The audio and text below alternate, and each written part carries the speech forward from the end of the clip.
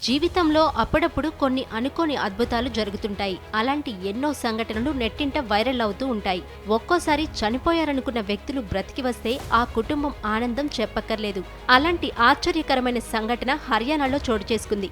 డాక్టర్లు చనిపోయాడని నిర్ధారించిన 75 ఏళ్ల వ్యక్తి ఊహించని విధంగా అంత్యక్రియల వేళ లేచి కూర్చున్నాడు. ఈ ఘటనకు సంబంధించిన వీడియో సోషల్ మీడియాలో వైరల్ అవుతోంది.